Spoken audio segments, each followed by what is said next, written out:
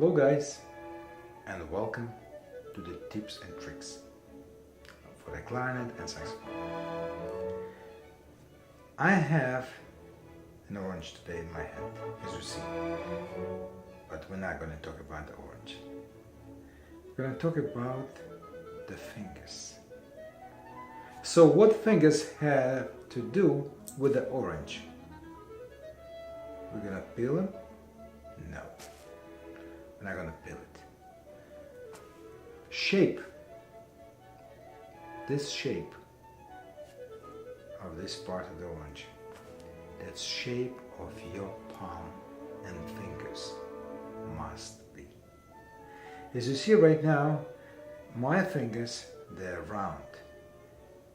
That's the way you have to hold them on a saxophone, clarinet, oboe, violin, piano, any instrument. Why? Because this is a natural position. And I will show you what I mean by that. If I remove the orange and leave my hand, that's the position we play. We're not playing with these fingers. We're not playing with these fingers. We're playing with relaxed palm. And if you relax the palm, see, it gets the shape of the orange. Orange or apple, it doesn't really matter. They do the same job. But if you imagine that you have orange in your hand, and that's the one, that's the shape we have to use when you're playing.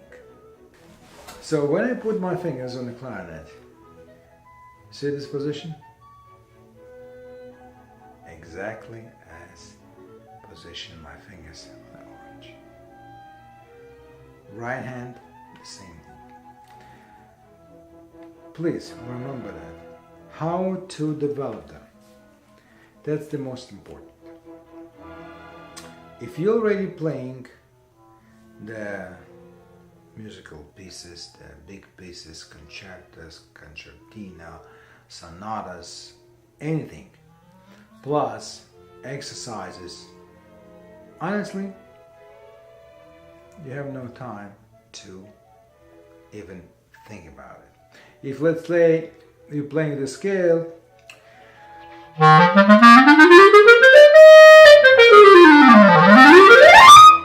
you have no time to think, right? So the fingers, they do the job.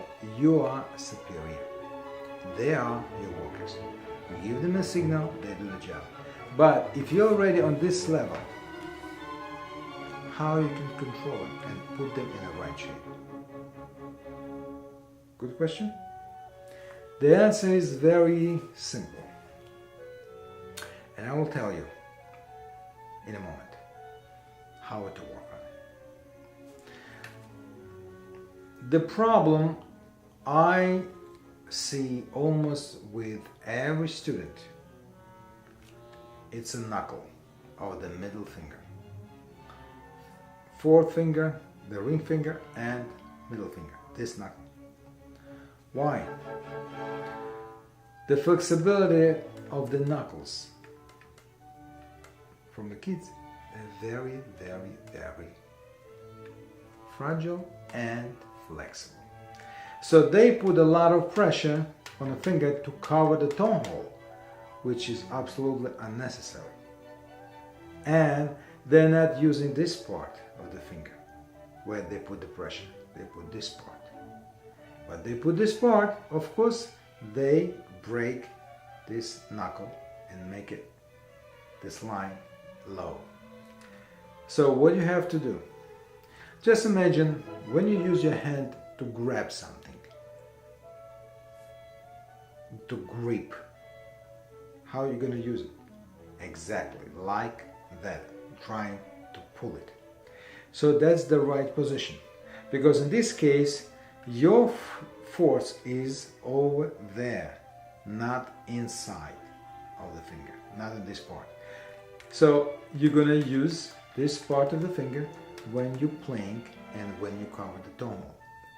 Because if you switch the pressure from this part to that part, see, the different part of the finger start working. And you can ask a question, what's the difference? The difference is when you're starting to use this part of the finger to make a pressure, when you're playing trill, you have no control over your fingers and you're not so sure it's going to cover the entire ring. So that's why always all your fingers have to use tips of the finger. Not like that. How to fix that? Now I'm coming back to the same issue when you're playing the scales, right? Or you play the etudes exercises. How to fix the round finger position, and at the same time you're gonna fix your middle finger. You have to make an effort. It's not easy. But let me tell you one story. When I was 14 years old, I was already playing Weber concertina. And my father, who was my first teacher, who was the brilliant player by himself, and he was my teacher, he couldn't find out the way to fix my finger, my middle finger. So he decided to show me to college professor. Because I was 14 years old, they had a pre-college program. And he took me with him. That was a winter. I still remember that. And I came to this professor class and he asked me to play. So first of all, what he said, we have to fix his fingers. And I wanted to work with this man so badly. I listened every word he was saying. I was listening. So what he said, no more concertos, no more pieces, no exercises, no scales, nothing but the long tones. Oh my God, long tones, I hate them. Probably the same way you hate them. So I agree with you. It's not a lot of fun to play them, but I had to give up all my pieces and etudes, scales, and starting to work only on long tones every single day. He said only for 1 week. I came back 1 week later and he was actually shocked. Why? Because it took me only 1 week to fix my fingers. Why? Again, because I was so desperate. I wanted to play with him and work with him so badly. And I fixed my fingers. A week later, he started to give me the scales and all bad habits are gone. And I already developed a new habit. So this is the simple story. And this is the purpose of the long tones in this case. But don't forget, the long tones are very important when you're playing the clarinet, saxophone, flute, any wood or brass instruments. A lot of people ask me questions. How can I improve my quality, the sound quality? Or how can play longer? For some reason 30 minutes later I'm so tired. The answer is so simple.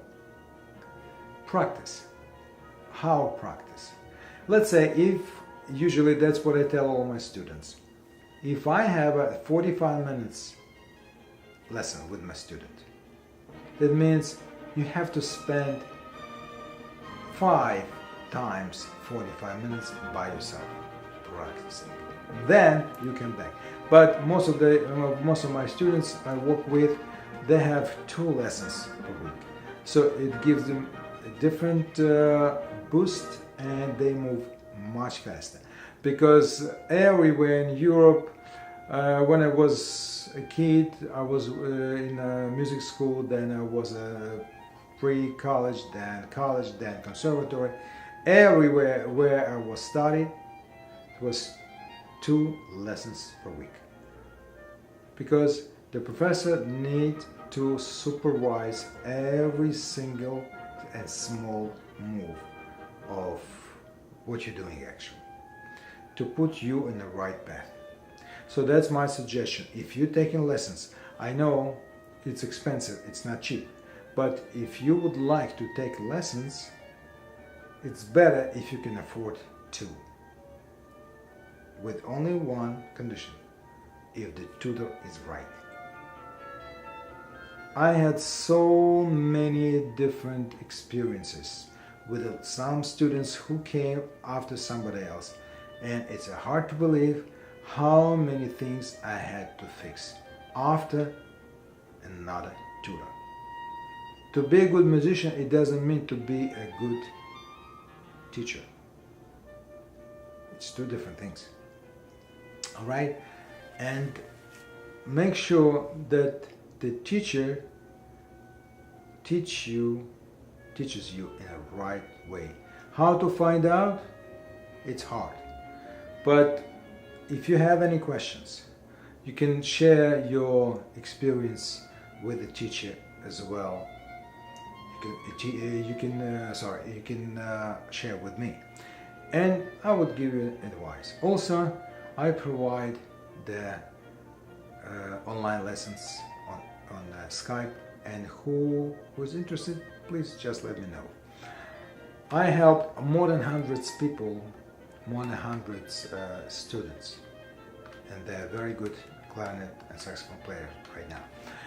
But let's come back to our things, what I would like to talk with you about. So we completed the long tones. One more thing I would like to mention to you. You have to play every single day. There is no way, okay, I'm gonna brush my teeth this morning and I'm gonna skip tomorrow. No, this is the same thing. You have to do it every single day, because this is a warm-up for your embouchure, for your muscles. Meanwhile, you develop a good quality sound, which is extremely important. And how I tell my students to play them.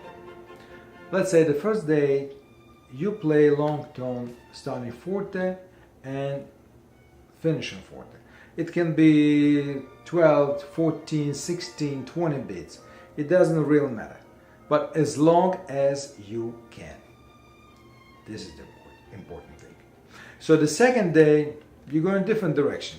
You play everything piano. Starting piano and hold it by the end of the note. The third day, you're starting piano and make it crescendo to forte. So the forte should be right in the middle of your note. So let's say if you're playing 16 beats note, so on an 8 beat must be forte. So then go to diminuendo to pianissimo to disappear.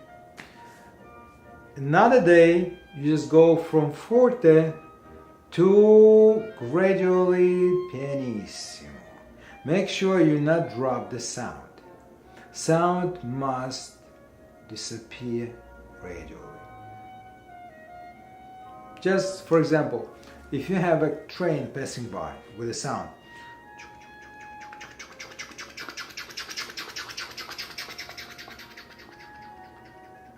and it's gone, right? So the sound never goes away all of a sudden, right? It goes gradually. So that's the way you have to practice. Because otherwise it sounds strange, especially I work sometimes on a slow pieces when the student must do a very good diminuendo, and all of a sudden the sound like stop, like you cut him with the scissors. Not supposed to be like that. The every note must fade a little bit when you finish the note. Just imagine when you hit the key on the piano, the sound is fading.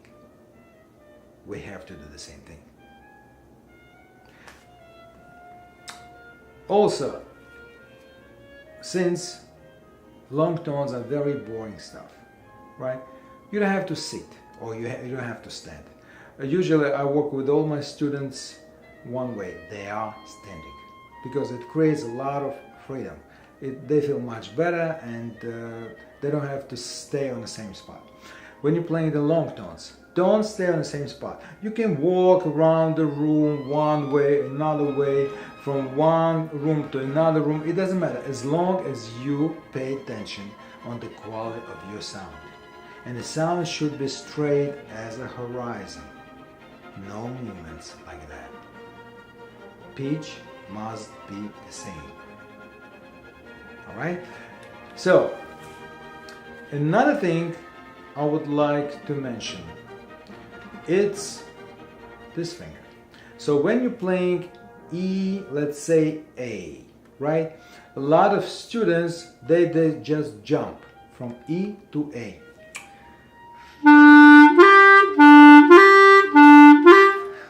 It's a very bad thing. So especially how you can play fast. So you have to fix them in the very beginning.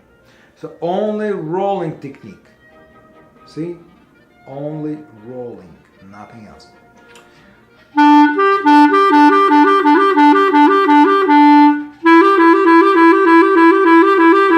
So if you're playing the exercises, you can create the exercises, especially for legato.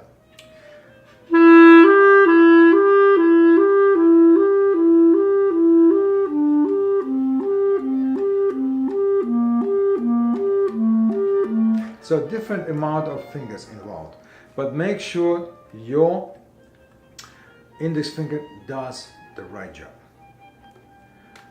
One more thing for today, which I believe it will help you a lot, same way it helped to all my students. Its device was created by Australian technicians. It calls classical fingers for clarinet. I found them not long time ago on the internet, and I decided to buy them. It cost about $85, something like that, in this range. And I will show you what is it. But before I show it to you, I just would like to mention that I got a new student in the summer, and her fingers were like that. Flying fingers. She's already playing for 3 years on clarinet, and she couldn't play any technical stuff. Why? Because the fingers, they're so disorganized. How to put them together if she's already developed this habit? We have to do something.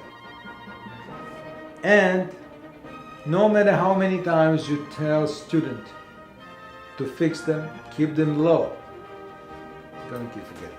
Especially if they're already playing the scales in a fast tempo and exercises, etudes, pieces. That's it. They're not gonna remember that. It's hard. Go to long tones again. Oh my God. No. So I found this piece and I would like to show you. So 3 weeks later, after I put this device on a clarinet, God, she fixed the fingers, and now they look absolutely stunning. Okay, let me show you this piece. Here it is. As I said, it's a classical fingers, clarinet fingers. It's a device which you put on a clarinet. Let me show you how to do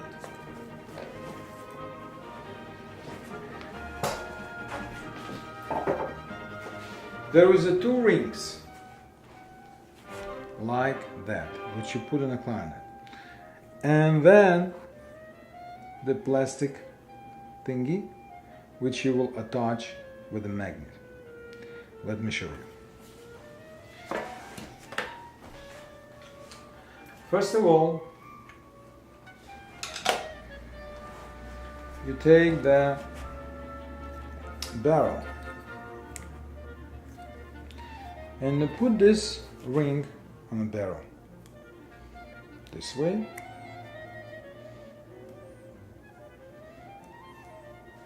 Simple, right? Okay, same thing we're gonna put on a low stock of the clarinet.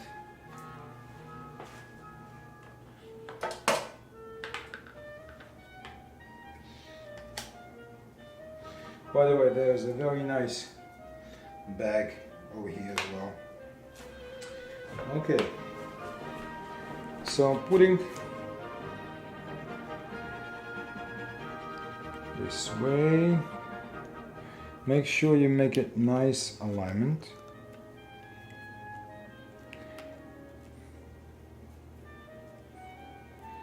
All right, like that. Then put the clarinet back together.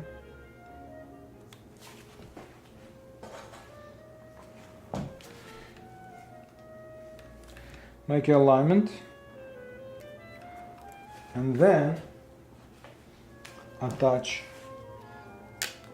with a magnet. You attach this piece. That's it. As you can see,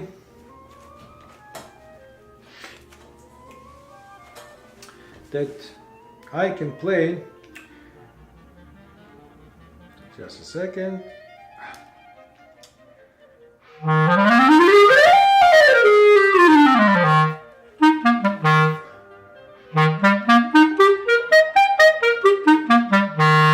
So my fingers in a very low profile.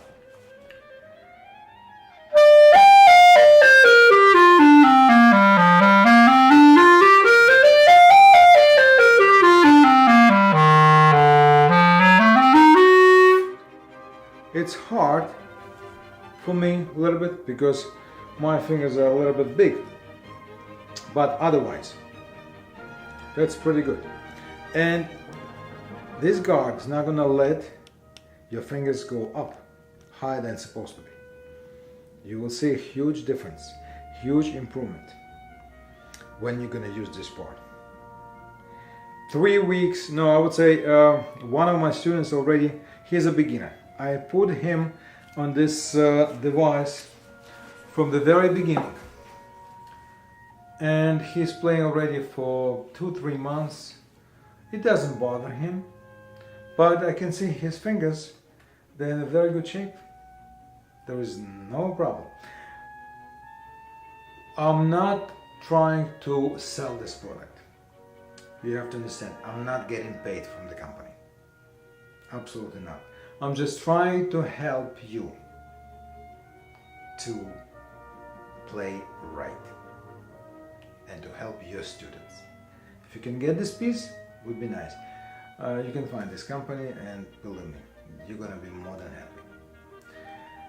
So that's about it for today. One more thing I would like to mention, especially the saxophone players. You will see on video what actually I show you about the thumb position. It's very important. Clarinet players, they're more disciplined than the saxophone players. Why? Because the saxophone don't have any holes. So no matter how you're gonna put your fingers, you still gonna get the note. And same thing with the thumb. The clarinet has a hole, so we have to be very, very precise with our fingers. But saxophone players, as I showed in the video, they travel with the thumb. They do so many unnecessary moves, which create a lot of problems for the technical ability of the musician. Alright, so what do you have to do? You have to hold your thumb on the button all the time. Don't move So the only way you have to move you bend your thumb just to press the register key. Otherwise, it has to stay in place all the time.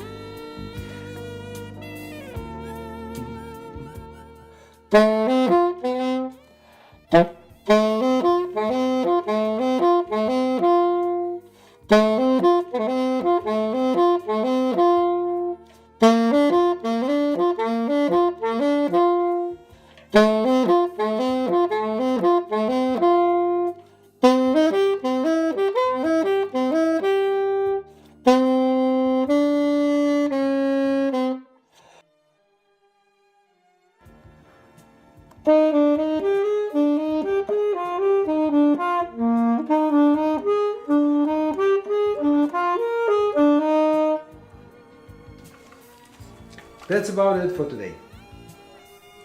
Thank you very much for watching. If you have any questions, please don't hesitate. Let me know. I will be more than happy to help you. Hopefully next lesson, what I'm gonna do, I'm gonna open some jar of worms for you. What do I mean by that? A lot of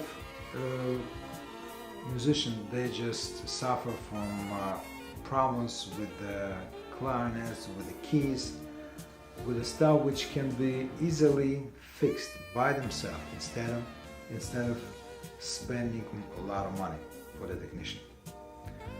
I'm a technician as well for more than 30 years, but I always try to help you guys, and I would like to help you to avoid unnecessary expenses. And a lot of things, believe me, you can do by yourself without seeing a technician. Okay, thanks again for watching. Bye-bye.